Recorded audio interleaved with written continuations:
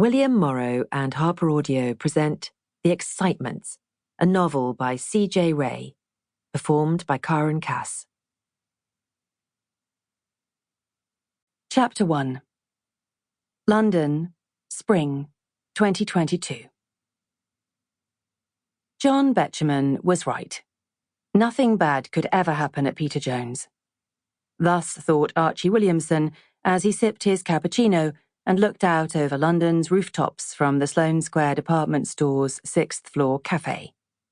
The cafe was Archie's happy place. Even on a grey day, the atmosphere was sunny as people took turns at the window tables, understanding that one did not linger for hours over a single latte in front of this fabulous view.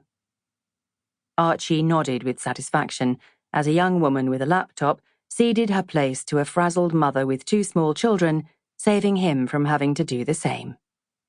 With his own lunch companions still en route, Archie shook out the copy of the previous evening's Standard, left behind by his table's last occupant, and turned to the puzzle pages. Code word was his favourite. He was getting faster each time, though it would be a while before he was able to crack the puzzle as quickly as his great-aunt Penny could. As he pondered whether the number 24 represented an A or an O, Archie's phone buzzed with a message. It was Arlene, Penny's housekeeper, letting him know that she'd put Penny and her older sister Josephine into a taxi which should reach Sloane Square at any moment. Archie thanked Arlene for letting him know. She really was a treasure. But after 40 minutes more, there was still no sign of Archie's beloved great-aunts. Then, just as he was about to call Arlene and ask her to check the taxi's progress on her app, a managerial type with a Peter Jones Partners badge came flying up the escalator, calling out as she went, "Mr. Archie Williamson? Is there a Mr. Archie Williamson in the cafe?" "Right here," said Archie, standing up and giving her a wave. 2 customers seated on the first inner row of tables stood up at the same time, ready to take Archie's place by the window the very second it was vacated. They eyed each other like Olympic athletes at the start of the 100 meters and would move just as quickly the moment Archie stepped out of the way.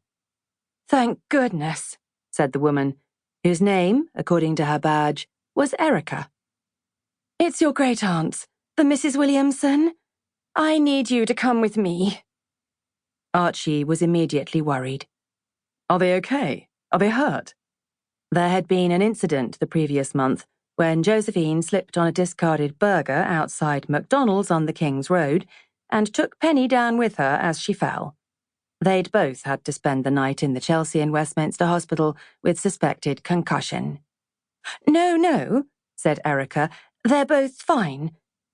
At least, physically they are." She dropped her voice. "It's something else. Something... Mr. Williamson, I think it might be easier to discuss this somewhere private. Would you mind?" Archie followed Erica back down the escalator. When they reached the ground floor, Erica led Archie through the shelves of neatly stacked towels and bed linens to a door he hadn't previously noticed. She pushed the door open so that Archie could go ahead of her. "Your great-aunts are in here," she said. Archie found it difficult, letting Erica hold the door for him when manners dictated it should have been the other way round, but he nodded and stepped inside all the same. He still didn't know what to expect. In a plain room decorated with tasteful pastel prints, available for sale on floor 4, Archie's great-aunts sat side by side on 2 chairs opposite a very tidy desk. Though it was a balmy spring day outside, they were both well muffled in coats and scarves. Josephine was wearing a blue fisherman's cap, Penny her favourite mohair beret. Archie was always surprised by how small his aunts looked when he saw them out of the context of their South Kensington home, but this time they looked tinier than ever. Perhaps it was the contrast with the 2 enormous men flanking them like sentries. Plain-clothed security officers, Archie realised with growing concern. "Oh, Archie, thank goodness you're here," said Josephine.